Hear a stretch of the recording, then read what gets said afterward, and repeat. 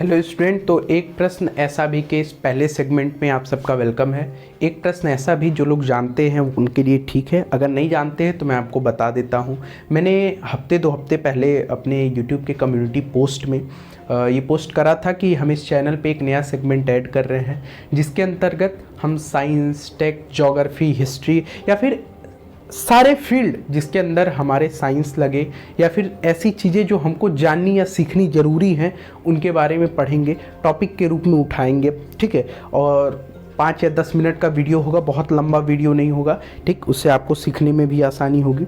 चलिए, तो इस कड़ी में जो सबसे पहला टॉपिक हमने उठाया है वो क्या है, वो देखिए, जब आप कोई चीज़ शुरू करते हैं तो सबसे पहले जानने की क्या ज़रूरत होती है कि इसका स्टार्टिंग कहाँ से हुआ।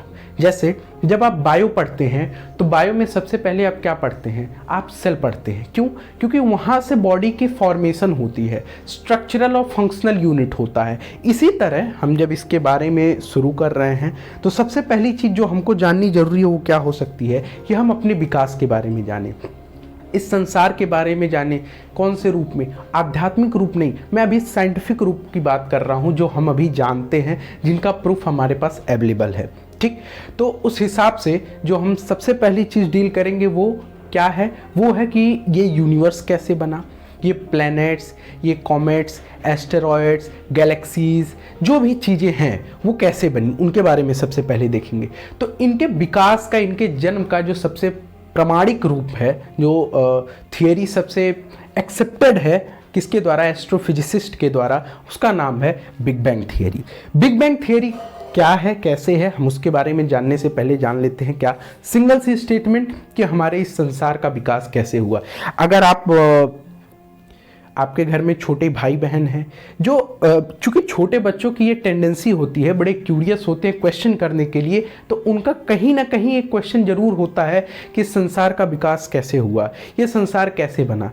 तो ज़्यादातर हम लोगों में क्या इसका आंसर होता है कि भगवान ने बनाया। ठीक है, भगवान ने बनाया, वो एक अलग एस्पेक्ट है। बट अगर हम साइंटिफिक रूप से बात करें तो वो क्या है, सबसे एक्सेप्टेड जो थियरी है वो है बिग बैंग थियरी। इसके अनुसार ये जो यूनिवर्स है इसका विकास कैसे हुआ, 2 चीज़ों से हुआ, एक है एक्सप्लोजन, एक है स्ट्रेचिंग। एक्सप्लोजन और स्ट्रेचिंग मीन्स कुछ फटा, एक्सप्लोजन हुआ, धमाका हुआ और चीज़ें बिखरती चली गई, इसी से पूरे यूनिवर्स का विकास हो गया। कुछ धमाका हुआ, विस्फोट हुआ और चीज़ें फैलती चली गई, इसी से क्या हुआ, यूनिवर्स का विकास हुआ, जन्म हुआ। कितने वर्ष पहले? 13 से 20 billion year ago. Uncle aunties, billion year ago है, छोटी यूनिट नहीं है। 13 से 20 बिलियन ईयर एगो ये घटना घटी होगी। ठीक, तो ये क्या है, इसके बारे में सारी चीज़ें क्या हैं, आइए हम जानते हैं। तो इनमें मतलब बिग बैंग थियरी में जो 2 इंसान बड़े अच्छे काम किए वो कौन थे? वो जॉर्ज लेमेट्रे थे। ठीक, नाम थोड़ा इधर उधर संभालिएगा। और कौन थे? Edwin Hubble. इन्होंने 2 वर्षों में काम किया, एक 1927 और इनके 2 वर्ष बाद काम किया 1929 में। मतलब इन्होंने अपने अपने स्टेटमेंट दिए, काम तो पहले से कर रहे थे, स्टेटमेंट दिए। जॉर्ज लेमेट्रे ने 1927 में कोट करा कि ये जो यूनिवर्स है इसकी स्टार्टिंग एक सिंगल पॉइंट से हुई। कहाँ से हुई? एक सिंगल पॉइंट से हुई। एक सिंगल पॉइंट से इस यूनिवर्स का विकास हुआ, जन्म हुआ। फिर इनके 2 साल बाद एडविन हबल आए और चीजें ऐड करी और फाइनली जो एक कंक्लूजन मिला हमको कि संसार का विकास कैसे हुआ, जन्म कैसे हुआ, आइए उसको समझते हैं। एट लास्ट जो सारी चीजें कंक्लूड हुई इन्हीं में समाहित हैं। देखिए, सबसे पहले इस संसार में क्या था? कुछ नहीं था, वैक्यूम, एकदम शांत, खाली। क्या थे? Hot tiny particle. ठीक, हॉट टाइनी पार्टिकल में क्या था? इसके अंदर बेसिकली लाइट थी और एनर्जी थी। लाइट थी और एनर्जी थी किसमें? ये हॉट टाइनी पार्टिकल में। ठीक, अलग अलग टाइप के पार्टिकल थे, वो क्या थे? बहुत गर्म थे। ठीक, हॉट टाइनी पार्टिकल, और ये आपस में क्या हुए? एक्यूमुलेट हुए। एक्यूमुलेट। ठीक है, और एक्यूमुलेट करके क्या बने? एटम बनाए। एटम बनाए। और ये जब एटम्स एक्यूमुलेट हुए तो ये क्या फॉर्म किए? स्टार और गैलेक्सीज। अच्छा, स्टार और गैलेक्सीज डायरेक्ट फॉर्म कर दिए? नहीं भाई, ये हॉट टाइनी पार्टिकल्स क्या हुए? एक्यूमुलेट हुए। जब ये एक्यूमुलेशन बहुत बड़ा हो गया तो इनके अंदर क्या हो गया? एक्सप्लोजन हो गया। और ये एक्सप्लोजन का ही नतीजा है क्या? ये यूनिवर्स। किसका नतीजा है? एक्सप्लोजन का। अच्छा एक बात बताओ, अगर एक्सप्लोजन हो जाता है तो क्या यूनिवर्स तुरंत बन गया? नहीं भाई, एक्सप्लोजन के साथ में उनके बीच में, पार्टिकल के बीच में स्ट्रेचिंग होती चली गई, चीजें आपस में दूर होती चली गई। ठीक है, क्या होते चला गया? दूर होते चला गया। इसीलिए मैंने लिखा है कि यूनिवर्स का विकास कैसे हुआ? एक्सप्लोजन और स्ट्रेचिंग से। ठीक, एटम का फॉर्मेशन हुआ कैसे? एक्सप्लोजन से।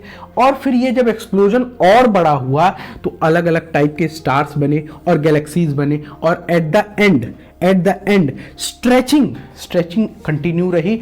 और जो हम करंट सिचुएशन देखते हैं वो सब स्टार्ट कहाँ से हुआ? यहाँ से हुआ। और ये हमारी करंट सिचुएशन है। ये भाई विजुअल नहीं मैं ऐड किया हूँ, आप एक बार इमेजिन कर लो क्या करंट सिचुएशन है। हम कहाँ तक जानते हैं फिजिक्स के बारे में? कौन सी फिजिक्स?